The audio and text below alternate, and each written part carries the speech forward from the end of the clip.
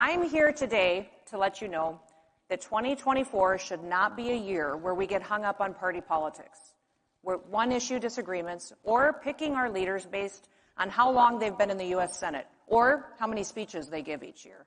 This election, the choice is clear. There are two kinds of people in this country right now.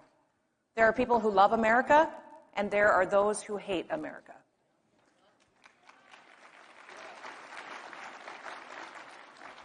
Those who hate America are working every day to destroy it. And let's be clear, Joe Biden is destroying America and taking away your freedoms.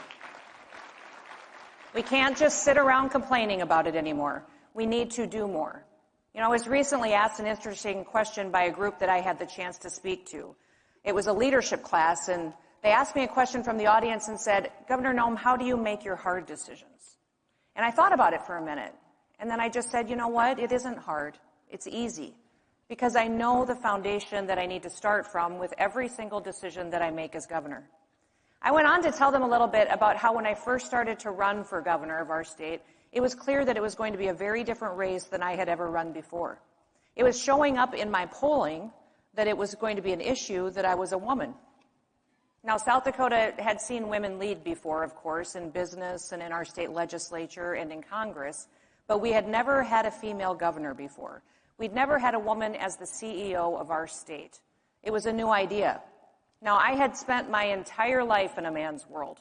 I loved my dad. He was my best friend. I spent my days in the tractor, chasing cows, going on hunting trips with him.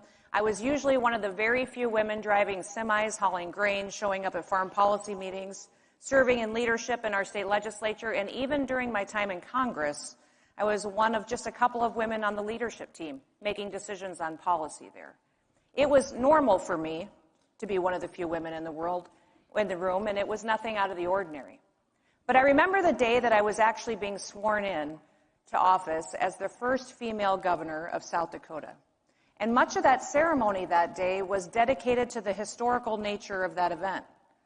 I was being sworn in to office on the 100th anniversary of women getting the right to vote in our state for the first time. And as the ceremony went on and the speakers continued to point out the significance of this 100-year anniversary and me taking the oath of office, it really started to hit me. For the first time, I thought to myself, wow, this is kind of a big deal. I looked around the Capitol Rotunda and I saw it filled with hundreds and hundreds of people. But for the first time, I started to notice all of the little girls in the room and all the women. And I realized that this really was going to be a part of history. They were getting to see somebody who looked like them take on a very different role. For the first time, I started to get nervous. And I thought to myself, I better not screw this up. As I stepped up to be sworn in by our Chief Justice of our Supreme Court, placed my hand on my dad's Bible, and I raised my right hand, I realized that I was only making two promises to the people of South Dakota. I was promising to uphold the Constitution of the great state of South Dakota and to uphold the Constitution of the United States of America. Two promises. I can do that. So from that moment on, every decision that I make starts with asking the questions, is this constitutional? Do I have this authority as governor? What authority do I not have? What is the responsibility of the people? I think all of you know a little bit about the decisions that I've made as governor of our state.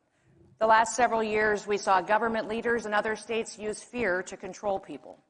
They used fear to promote their agenda of socialism and control. Now, that has not been our story in South Dakota.